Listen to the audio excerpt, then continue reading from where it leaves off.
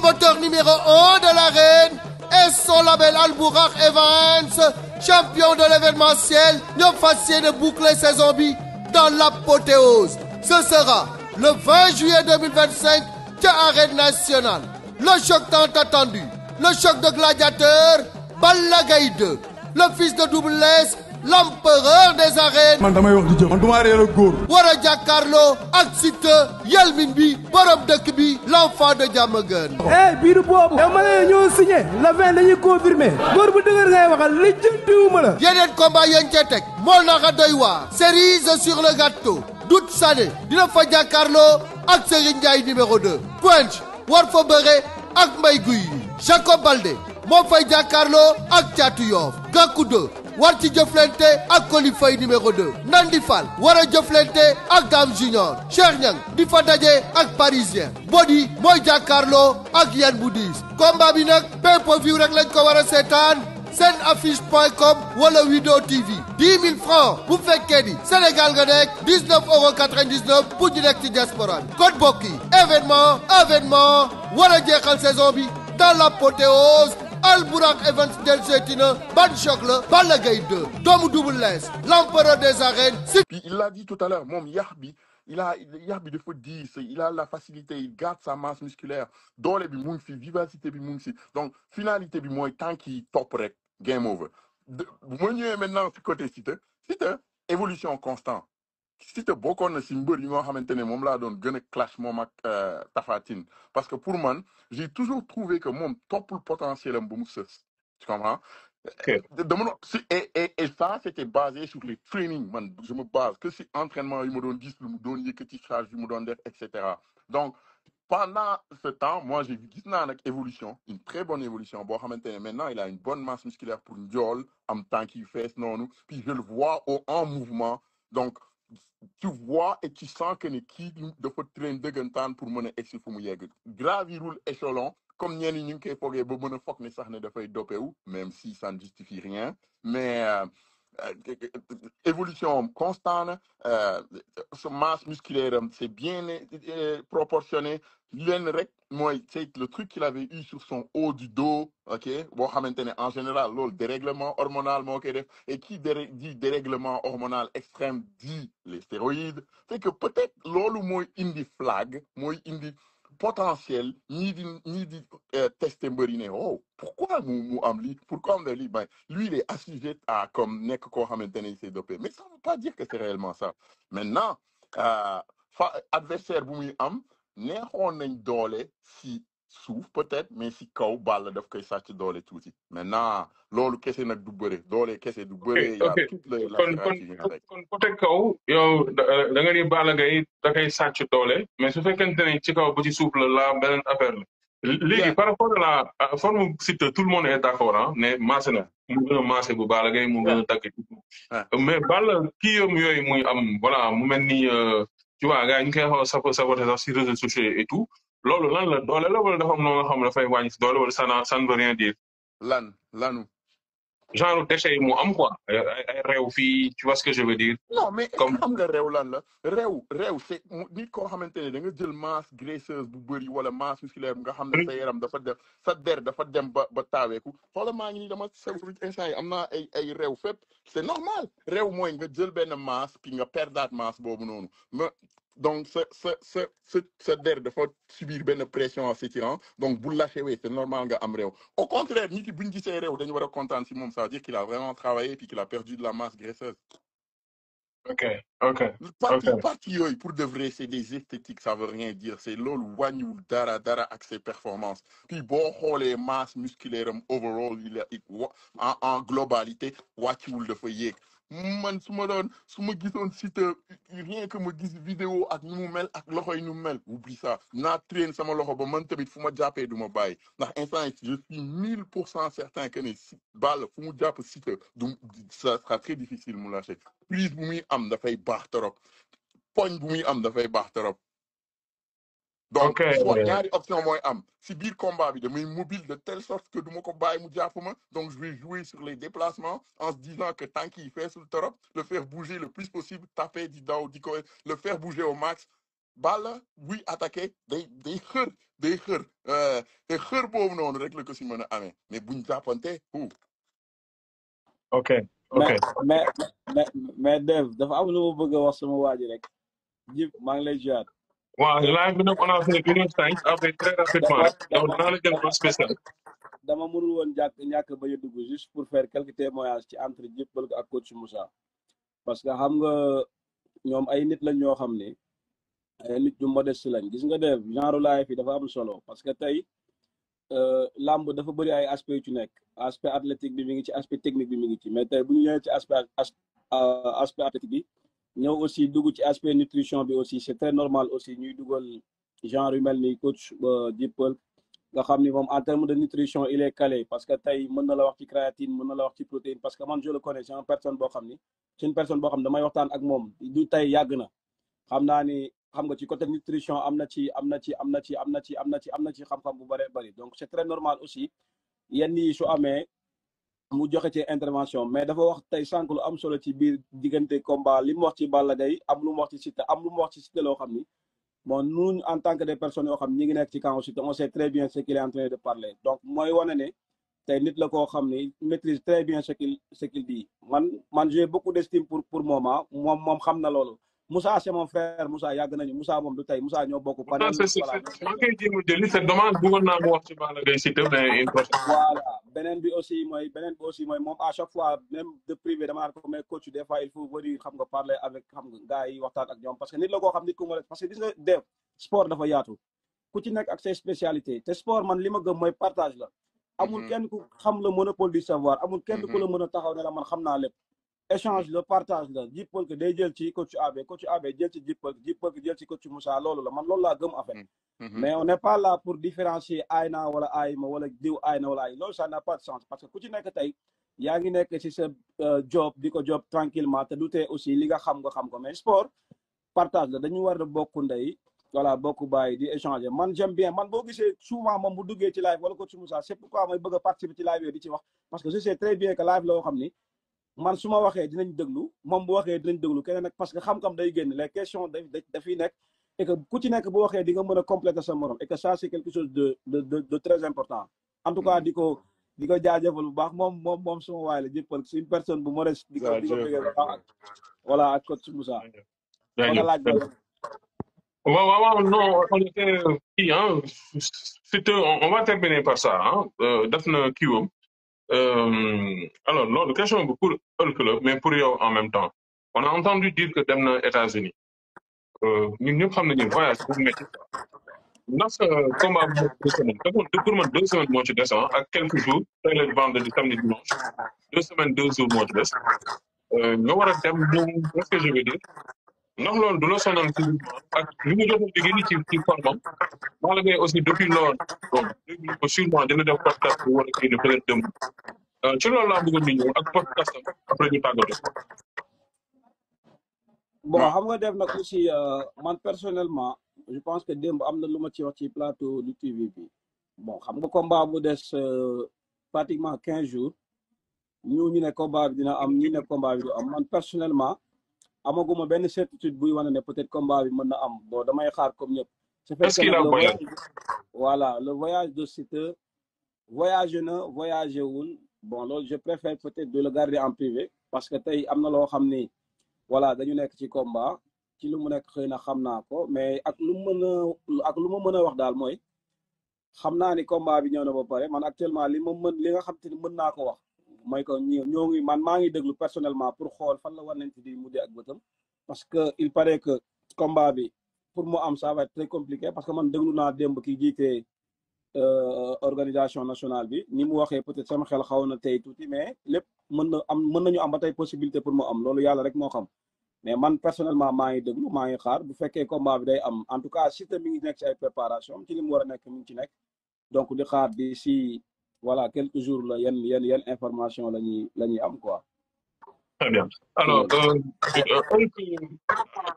lii laa leen voyage à 2 semaines nga war a def open press qu'est-ce que je veux dire lan lay def affaire bi Balla bon def nañu waru def fenn yënguñu ko aussi tam lan mooy last question bi daal dafa am fu ko laajte léegi c'est forme Arafat ak ki nga xamante ne mooy Lisla. Bon, waaw déjà Arafat damay njëkk a ñëw si parti wu Siteu le fait que mu voyagé. Ah mais s'il te plaît soo mënee couper micro bi day écho quoi xamul lu tax. Man je comprends pas. Yow mu ñu mel ni ñu ne la da ngay dem course nga bëgg a dawi tànku neen ñu ne la daal la ngi nga ne maa bañ duma sol daal.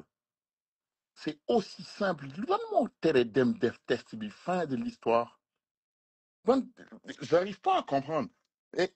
liñ naan fàtte naa sax dicton boobu qui se sent morveux se mouche te wala genre affaire yooyu so yow ñu leen a demal truc ngay daw di dem bañ dem def ko ça veut dire que peut-être da nga am looy nëbb. Je comprends pas l'idée de ne pas aller le faire. Même su fekkee ne da nga jël dara am na réglementation yoo xamante ne y a plein de produits bannis et non bannis yow xoolal peut-être liste li nga jël ak lan nga mës a truc nga laajte après nga dem def sa test yow kese bu la leeree ne defoo dara nga dem def ko les gens ont trop attendu lii combat national la ñëppay xaar ñëpp les médias bi nu mu si waxee nit yi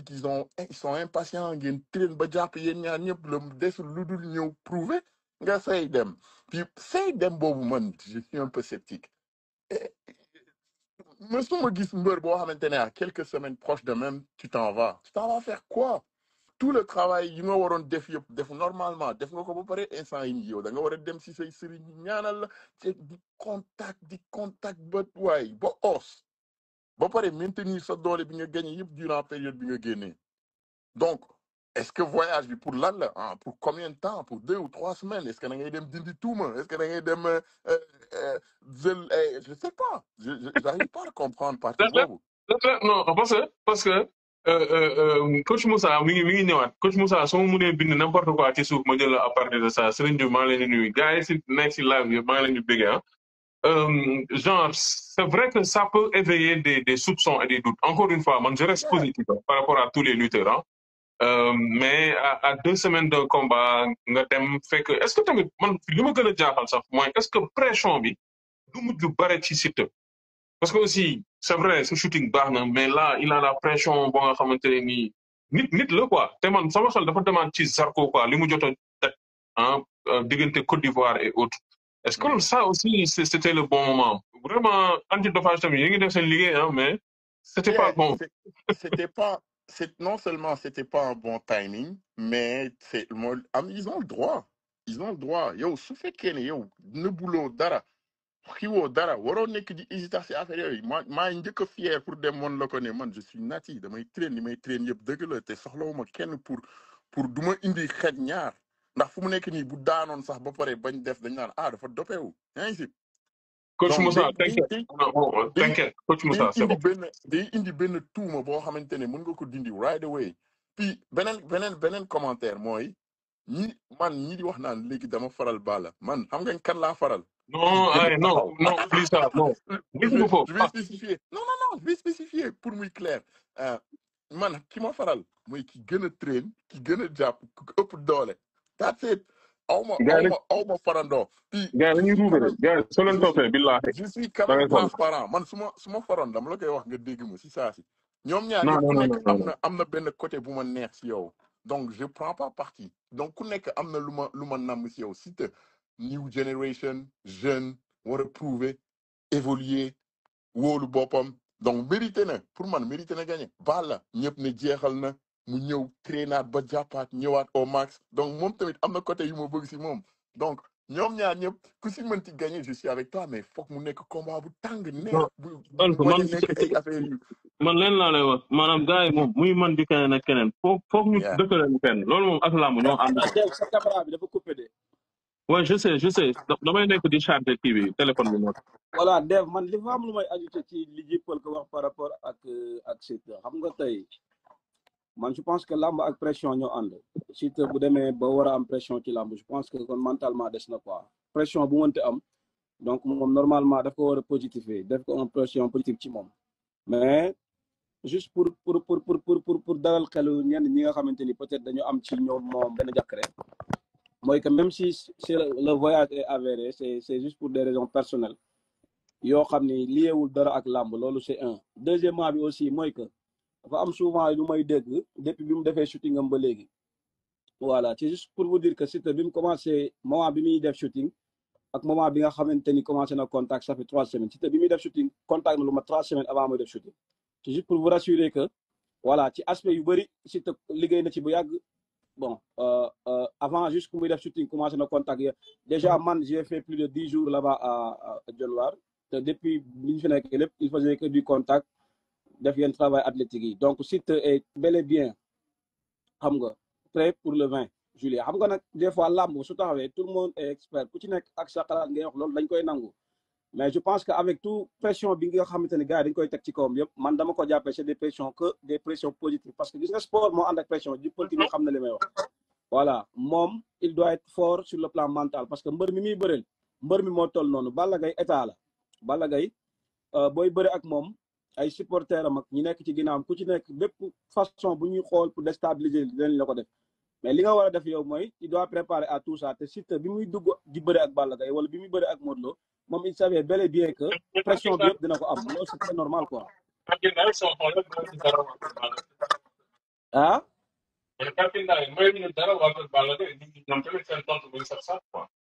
waaw non xam nga darkindaa yi seen personnalité bopp la waa Balla Gaye ay seen ay supporters yi aussi ni seen i xalaat ku ci nekk ni nga war a waxee rek ngay waxee mais man li ma lay expliquer nii man li may wax moo ma intéressé c'est-à-dire que li ma bëgg a comprendre mooy Siteu pression bi ngi gars yi naan pression la pression man pression positive laa ko jàppee ci moom et que moom pression positive la ko jàppee mooy que tey day bëre ak Balla Gaye Balla Gaye c'est son adversaire du 20 juillet li mu war a def mooy il doit venir remplir son contrat essayer de livrer un très bon combat bu différent ak combat yi passé gagner ce combat jàll ci leneen Balla Gaye c'est un adversaire comme tout autre adversaire juste que bis yi dañuy wute mais bokkuñu adversaire yi aussi bokkuñu chaque athlète da nga koy préparer selon moom ni muy ñëwee mais pour juste vous rassurer que ni mentalement il est stable il a bien préparé son combat et que doute yi nit ñi di am ci moom yëpp sànq di jëpp sur les qualités athlétiques yi Siteu war a liggéey daf ci wax yoo xam ni actuellement ñun ci loolu la ñu. léegi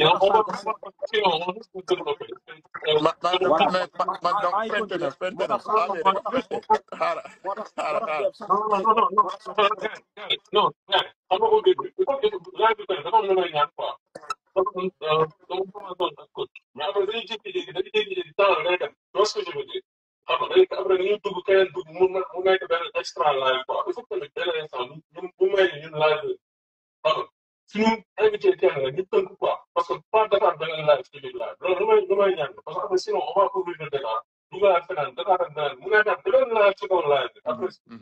c'est un peu fatigant noonu la ñu ñaan rek ñu tëj page boobu noonu bu beneen yoon n'est-ce pas conclusion bi mu nekk en forme de bis ñaaro ak la France après bon mais justement moi c'est ce que j'allais dire ndaxte AB fu mu jëm dafa génn sujet bi carrément moo tax ma ne la fente nga parce que li ma doon xaar pour nga wuyu ma si man partie bu ñu doon conclure foofu mooy l'histoire de ne pas aller faire le test. Non, pour les tests après peut-être comme tu veux xaj ci live bi après on aura le temps pour en discuter ci suuf. Ok, good. Tu vois, la question de Dave était très simple. Moi, je l'ai répondu de façon simple. Moi, non, juste xam nga après ji ko ci Attends, 2 secondes. Paramètre boobu Donc, yo. All right. On est en train de divaguer complètement quoi. On est en train de divaguer complètement. Après suñu ñëwee day nekk beneen laaj léegi après li may doon mooy comme ngay coupe téléphone parce que mu ngi fi ñu daal comme la waaw léegi on termine nag gars yi 5 minutes ngir yàlla ñu yem ci juillet bi Liss Ndiago Ada Fass très rapidement ñu tëjee foofu ok let's go. Bon, man, ça va partir pour Liss Ndiago ak Ada Fass. Physiquement parlant, Liss Ndiago, Ada Fass all the way. Ada Fass, il pue la forme. Je ne sais pas comment le dire de la façon plus simple aussi, mais on dirait que le fait qu'il a fait le MMA, dernier combat au Mouniak, je pense que le Kogone Yok Jumpy, non le règle donne Hashimom. Donc quand tu le vois en ce moment physiquement, il a l'air vraiment super en forme, mobile, l'amdol et tout. Mais face à lui, il a ben boy maintenant. peu importe noo mënti am forme moom doo mës a gis mu am yenn forme yu extraordinaire mais il est très coriace moom na boppam donc combat bu neex la bu ñu nekkee fii di xool si liste selon physique am nu mu mel ak yooyu ñu bëri dinañ juum ndaxte moom moo yor loo xamante ne day jaxase carte gi dóor fu mu jollee bu dóor bi dalee nga réer moom après combat bi donc pour man liste c'est gros forum mën na xeex ok physique bi assez na pour mën a daan mbër bi that's it moom am na lu mu soxla Ada Fass physique bi yokku na versus la dernière fois moom instant yi la war a prouver ne nag li ñuy wax yëpp ndax moom il mérite d'être en haut ou pas donc lui lii mooy combat examen moom pour xam ndax moom fi ñu ko teg yegg na fa ou pas comment na war a gérer bësam ñëw appliquer si jour bi that's it physiquement parlant il le domine ça on y a même pas à parler te buñ jàppantee ngay xam ne dëgg la loolu physiquement parlant Ada Fass dafa dominer il le domine à moins que booy lii dóor ko mu dal ko benn affaire bu affaiblir ko balaa ñuy jàppante mais dëggantaan njaay bu ñuy xool non c'est pas comparable. Très bien. C'est toujours un plaisir, hein, vraiment. Mais t'inquiète Inch'Allah mais maa ngi wàcc si suuf continuer di déglu ndax man tamit ni nga may gisee nii maa ngi waar mais mënu ma woon maintenir quoi fallait que mu dugg di ziare ñëpp kontaan naa trop AB amal jàmm grand D maa ngi bëggee ñëpp.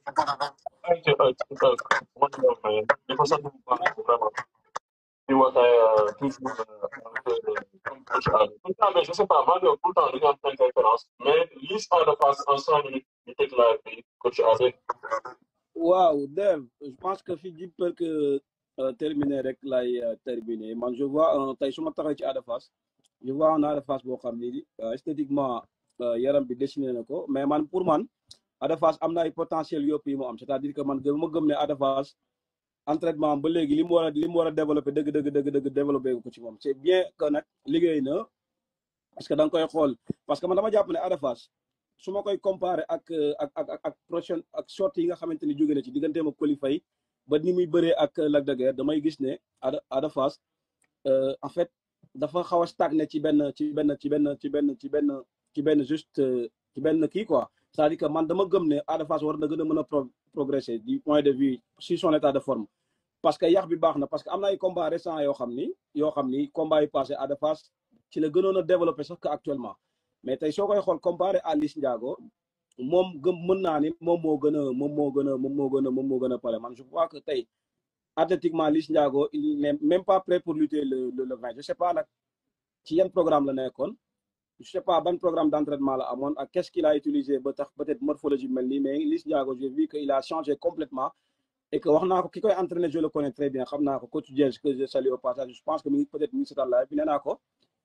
Liss Ndiago il n'est même pas prêt pour lutter le 20 donc je pense que tey man dama gëm ne Ada Fass part du ma ne légèrement favori mais part à 70% favori devant Liss Ndiago parce que sur le plan athlétique gëm naa ne Ada Fass est beaucoup plus prêt que Liss Ndiago xam nga nag lamb aussi du sur le plan athlétique kose dafa am aspect culturel bi am aspect mental Ada Fass aussi mën na ñëw teg stratégie de combat du coup Liss Ndiago mën na indi stratégie de combat boo xam ni Ada Fass mën na causer Ada Fass problème parce que am na expérience bi en même temps aussi am na bagarre bi et que mais je pense que tey Ada Fass bu ñëwee ak lucidité ñëw ak calme am une bonne stratégie man je crois que ak li ma leen gisee ñoom ñaar seen état de forme Liss Ndiago n'a aucune chance devant Ada Fass bon loolu c'est mon point de vue personnel parce que da ngay gis ne Ada Fass liggéeyee moo gën a baax liggéeyu Liss Ndiago pour man Liss Ndiago liggéeyul peut-être dafa am leneen lu mu yokk ci yaram bi loo xam ni voilà xameewu ma ko woon te temps bi aussi xaw na gàtt pour aussi mu indi état de forme bi nga xamante ni ñu ngi koy xaar ci moom parce que à moins de 20 jours là l'athlète a besoin plus de la récupération xam nga voilà donc il faut que mu wan ma leneen lu bokkut ak li ma gis nii ci moom mais li ma gis nii ci moom c'est pas convaincant du tout donc man je donne Ada Fass 70% voire 75 Ada Fass Liss Ndiago 25 pour man voilà mais Dave maa ngi lay profité di la ziar bu baax di la jaajëfal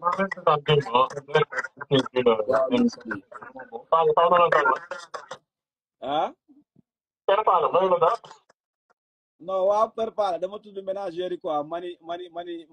buñu jëmee vers fédération il faut que aussi ñu définir yeneen critères pour devenir un ménageur quoi mu ne ma coach yi aussi il faut que ñu définir leen parce que des fois gis coach yoo xam ne jànguñu te ma ne ko c'est vrai tu as raison mais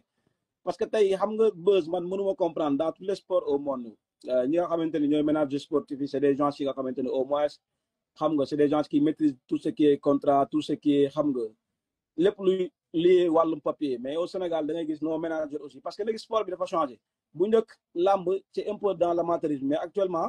dafa xaw a professionnel donc le sport bi dafa évoluer donc nit ñi aussi dañu war a dem aussi vers le professionnalisme et que pour loolu il faut avoir des gens compétents yoo xam ne ñoom ñooy mën a gérer les lutteurs bu ñu mënul am managers yi mel noonu au moins seeni agents yi ñëw di nekk seeni managers parce que le cas de Siteu tey bu nekkoon benn dev bu intelligent wala docteur Jules peut-être il devrait même aller vers l'information c'est-à-dire que moom du xaar man pourquoi man je pointe du doigt Max Mbargane parce que Max Mbargane n'est pas allé vers l'information mais moom il devrait aller vers l'information parce que nit ñëw na tey envoyer le mail nga répondre atu la te nga xam ne ay sanctions mën na ko ci fekk mais da ngay topp mbir moomu parce que yow waroon topp ko. doguma la yàlla bu la yàlla c'est que Max en croyant vouloir protéger Siteu da ko dugal quoi xam nga des fois maanaam il pensait que da doon protéger Siteu fekk da ko dugal Siteu en fait. non xam nga man démb wax naa xam nga démb wax naa ci def ñun yàlla daf ñu dimbali ay professionnel lañ man tey maa ngi dugg sama presque xanaa 15e année ci milieu professionnalisme en tant que coach man bi may nekk ci coach xaw ma Siteu juste pour vous dire que tey ñun li ñu xam di ko wax bu ñu gisee dëgg aussi dañu koy wax je sais que Siteu c'est juste c'est lui l'acteur comprendre les choses bu bari parce que test bi mës na ko subir mës na ko def une fois mais amaatul c'est-à-dire que voilà moom dafa waroon gën a comprendre aussi importance de faire le test même si que bu ko xamul son manager aussi moom dafa waroon a dem vers l'information parce que xamoon na ni ay sanctions mën nañ ko ci fekk beneen bi aussi may tey pourquoi man ma jël lépp jox ko Max Mbargane moom bi mu du coup que bi mu ñëwee Siteu dem na ñibbi ñëw fekkaatu fa gars yi le lendemain wala sur lendemain wala une semaine après moom dafa waroon def ay démarches pour jéem a joxe excuse wala mu jéem a def leneen loo xam peut-être pour apaiser même bu sanction di am sax mu jéem ko apaiser c'est-à-dire que man loolu moo tax ma jël responsabilité parce que loolu du Siteu moo koy dox mais Max Mbargane moo koy dox et que loolu c'est une erreur boo xam ni peut-être erreur des managers la moo tax souvent maanaam managers yi aussi il faut que ñu xoolaat critères yi ñu koy définir quoi parce que moom nee na jotul mail est-ce que xam na luy mail Max Mbargane est-ce que am na mail yooyu yëpp c'est des choses yi nga xamante ne dañ ko war a revoirat léegi nag démb loolu laa wax aussi perpala nag bëgg ma attaquer naa ma non pourquoi nga wax manager mais je le comprends voilà mais moom aussi sunu père la mu nekk nit ku baax nit ku kii en tout cas def di la ziar bu baax di wax rek bu fekkee dañ fi wax dara loo xam ne aussi voilà luy kii la ñi ngi jéggalu te xam ne juste sport la dañuy échanger rek dañuy partager donc di ziar voilà ak docteur Jules maa ngi ziar ñëpp di wax fan sa Balla Gaye aussi man même bu ma duggul ci live sax ñoom bu ma nekkee suuf sax dañ may sànni xeer quoi li sport la rek donc di leen bëggee Balla c'est un grand champion jaajëf di ko bëggee bu baax a baax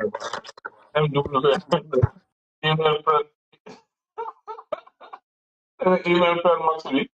loo muus Siteu point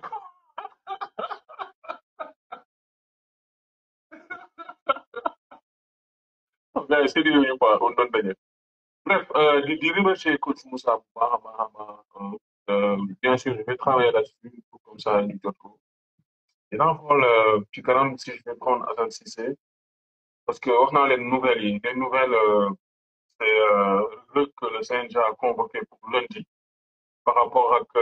vidéo yu CNG gis tu vois ce que je veux dire mais actuellement li ma jaaxal mooy est-ce que le Reug na mën a ñëw parce que le Reug mi ngi ci promotion combat MMA hein est-ce que tamit le fait tout le temps ngay con waxoon nga ko mu ñëw def certificat genre médical dem parce que écoute on s'entend quoi dëgg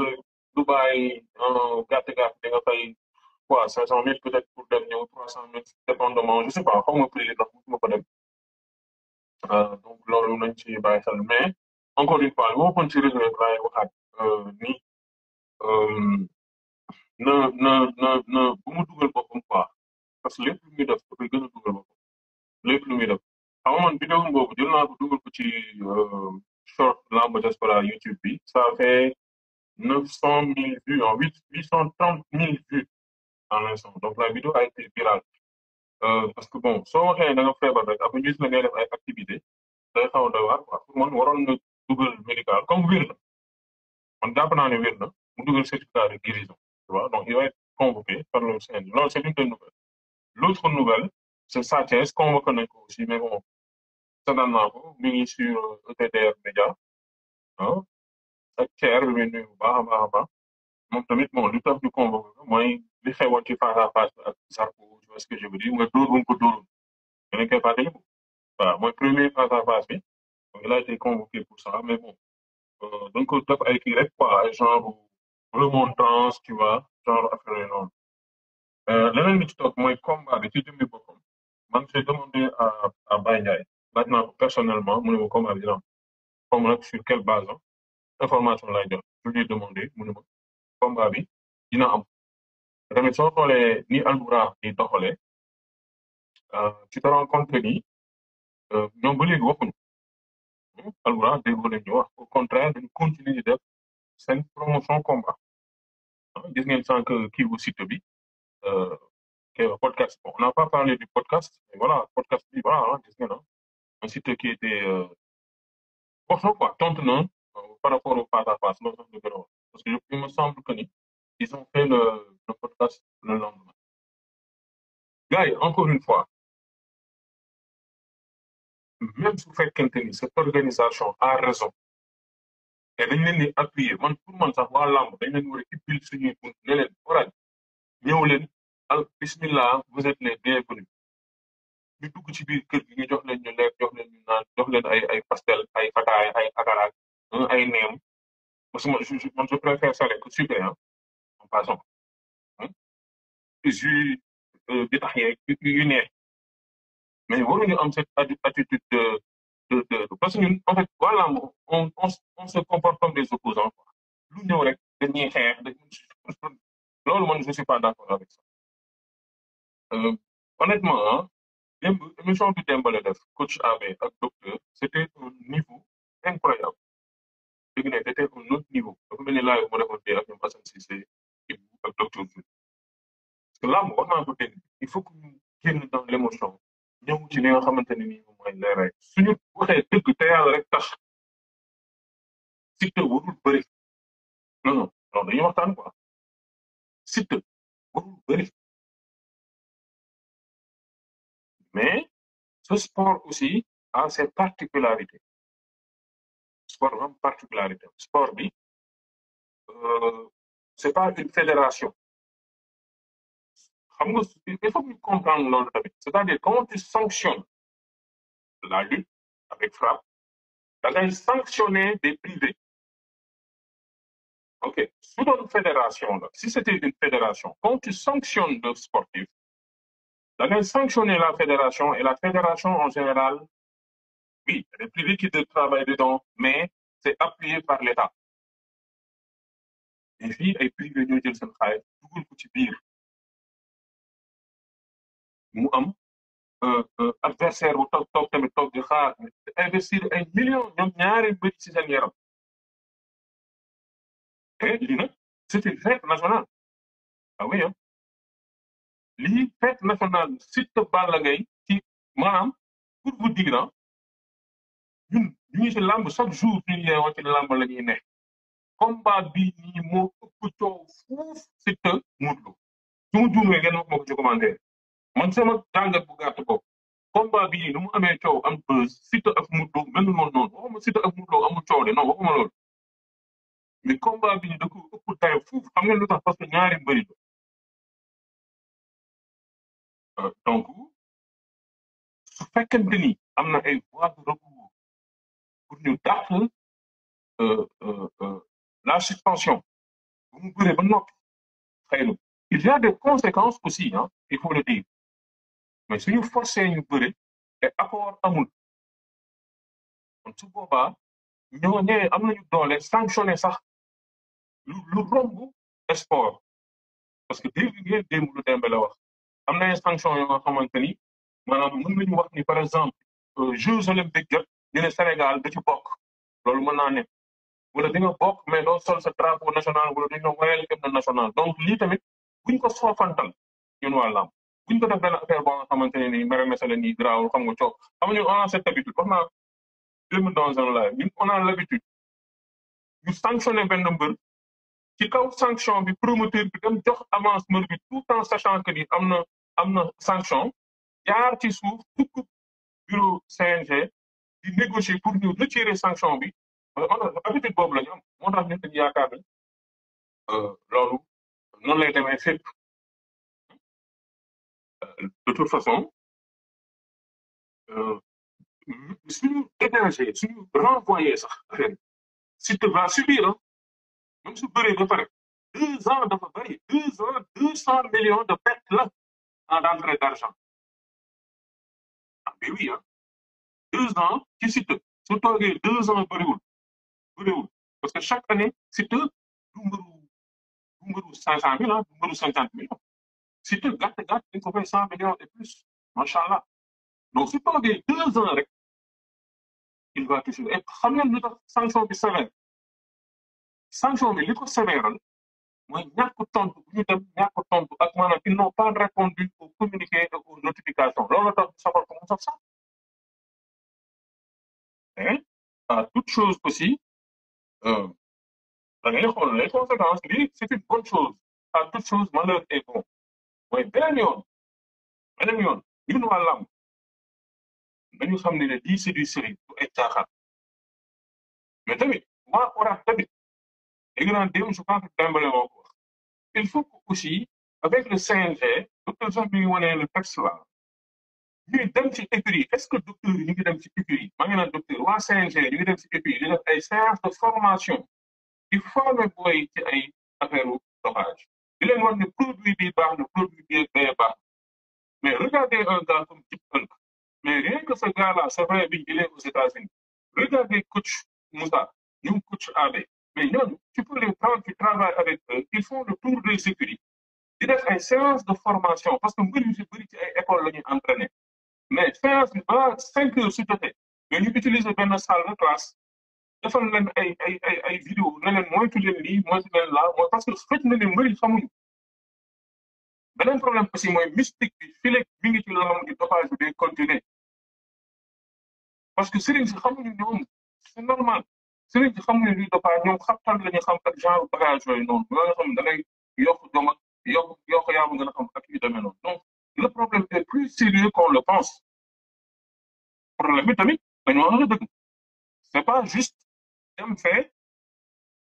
nekk ci dëkk tubaab yi signé benn affaire rek te xamuloo réalité yi nekk ci biir lamb donc man il y a un préalable n'est-ce pas préalable mooy xool la réalité du terrain ñëw nga waxtaan ak les acteurs de la lutte def ay séances de formation par exemple su saison bi tëjee convoquer les coachs convoquer les managers mbiri mënoon nañu convoquer ñoom ñëpp wala nga yóbbu équipe moo nga xam ne dañuy def le tour des 140 et quelques écuries su ma jum 143 écuries ñu waxtaan ak ñoom ñu xam ne ni lii baaxul mais nit aussi mënta ñëw investir xaalisam lu bare nga jékki saay na ko fii parce que ñoom ils ne visent pas les promoteurs ils ne visent pas les amateurs ils ne visent pas le CNG ils visent le lutteur et son équipe ñoom ñooñu mooy seen problème léegi nag su dee ñooñu mooy problème yi nga dóor ba affaire bi def ricochet dal waa ëxlu lamb yëpp ak suñu feet bii ñuy xaar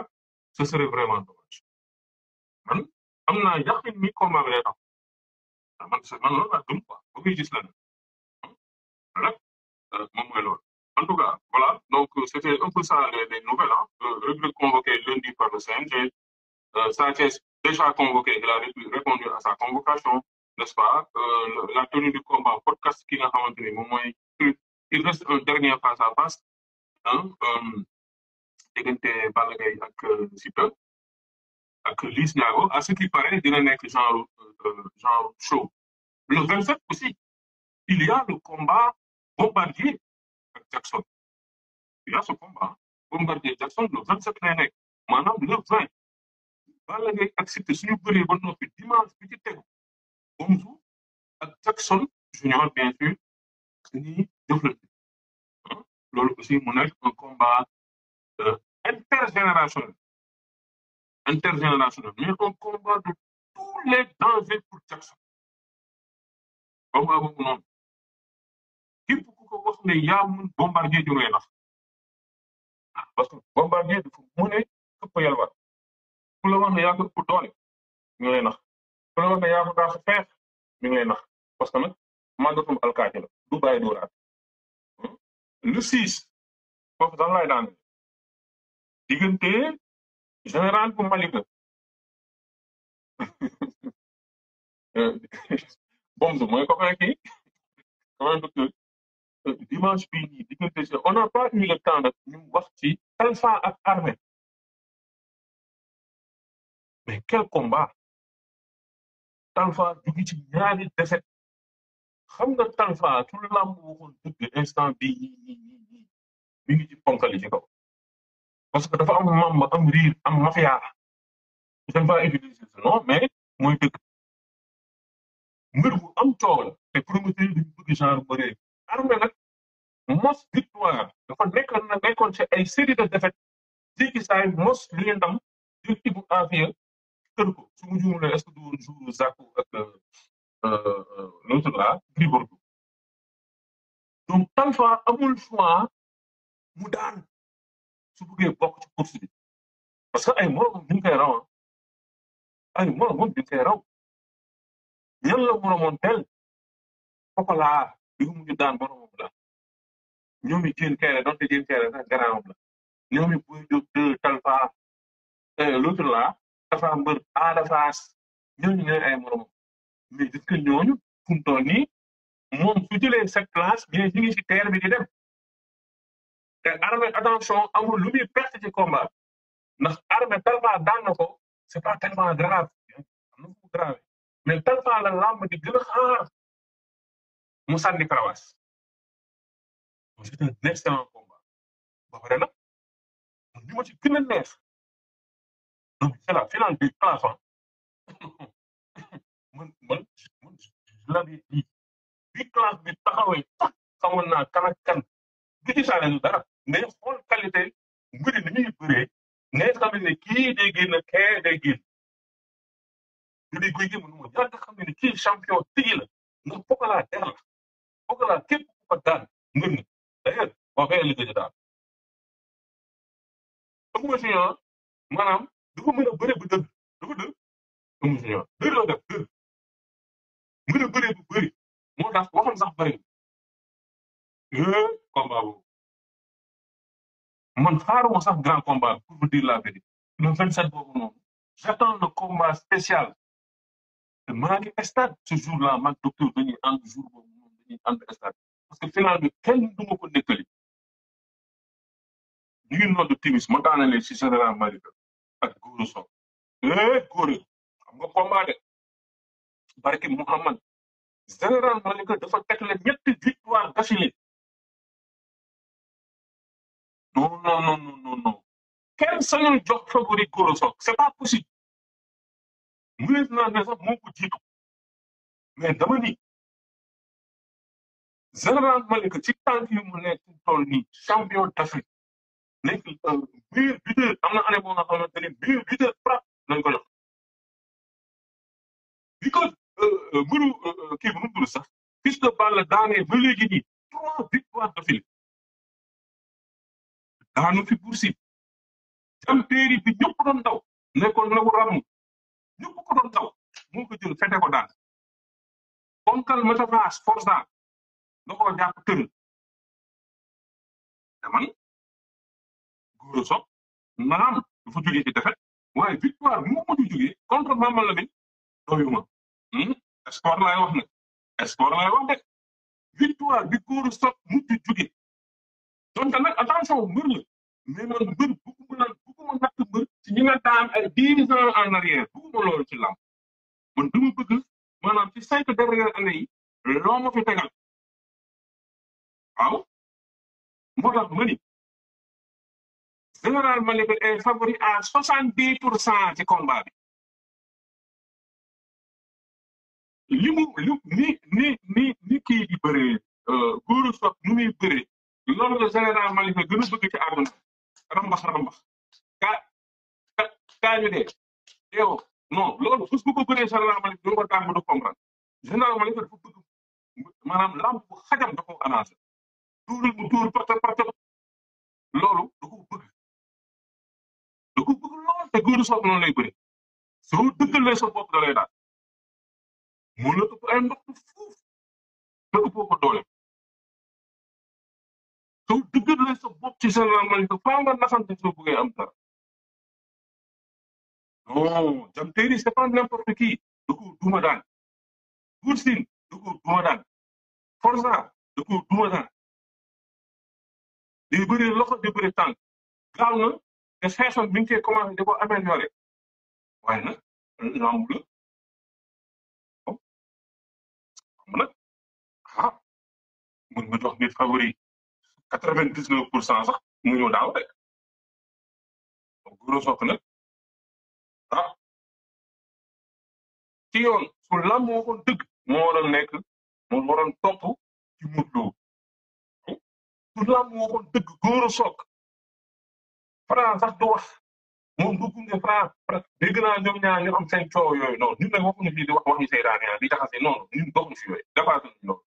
mais dama ne fu mu toll nii waxuma la sax Franc mu waroon téye parcelle ci loxom nekk roi des arènes nag lu ko manqué je ne sais pas xaw ma lan moo ko manqué ba mu xaw a tànn ci lamb je sais pas choix d'adversaire mais ci adversaire ni mu ko doon bëri nii nee naa la soo tegee Mama Lamine teg Général Malika moo ko gën a xottee ko fuuf sax damay àgg ñu fuuf daanaka moo gën a xottee ko Mama Lamine fuuf kon dimanche soreetul nañu xam affaire yi fan lay mujj mais li wërta leer daal mooy ñun tamit on est des acteurs de la lutte ñu bëgg ko ñu bañ duñu wax mu loo nga xamante ni day yàqal lamb mais du tee aussi suñu si dëgg aussi di nga dëggal donc di leen condamné bu baax a baax te di leen jégalu bépp retiré ci boo xamante def nañ ko ñu ngi koy tuub di ko jégalu bu baax on va revenir bien sûr suba am na invité spécial waaw suba ki may invité suba non yéen ñu koy d'accord waaw du sax góor jigéen la faf ñu koy kontaan di remercier coach Moussa bu baax a baax di leen remercier yéen ndax nag pour taal la gis 2 personnes te duñ ko fay donc yéen a ñuy dooleel du ñu may doole di remercier Tap Sène transfert d'argent bu baax bi di remercier coach AB ak Déblaye bu lamb diaspora man dem naa Savano dirke malkamago gormatam beskendo yai. Baye Ndiaye, le promoteur numéro 1 de l'arène et son label Albourakh Events, champion de l'événementiel, ñoo dellu si waat avec une journée explosive. Le choc des espoirs de la lutte sénégalaise ñaar ñu nga xam ni tëkkale bi bëri na coow li bëri na combat jàng Ada Fass mooy jàkkaarloo ak Liss Ndiago le 19 juillet 2025 arène nationale. ginnaaw loolu Caatu Daouda Fall dina fa jàkkaarloo ak Moussa Ndoye. Ndiaga Dolé war a bëre ak ordinateur. Maguette Seck moo fay daje ak général bu Fass. Mbacké Faye di fa jàkkaarloo ak Bouba bu Malika. Ndiaga Thiam mooy jëflante ak Youssou Ndour bu Lebu gi. Ñagas war a bëre ak Bébé Reug. John Wally war a bëre ak Fils de Faye. Usine Patar war a jàkkaarloo ak Ploum. Aline Sey numéro 2 war a bëre ak Mbar. ñu xam leen ni journée boobu yi tamit du nekk en direct ci benn télévision. Senaffiche.com ak Wido TV ñoo koy wone 5000 francs moom ngay jëndee code au Sénégal 11,99 € bu dee diaspora bi code bokk yi Albourakh Events avant dernière journée de la saison muy le 19 juillet 2025 Ada Fass Liss Ndiago naw lu rëy naw lu nar a neex. Espoir lamta ndax xujanur fande njoor xana ngari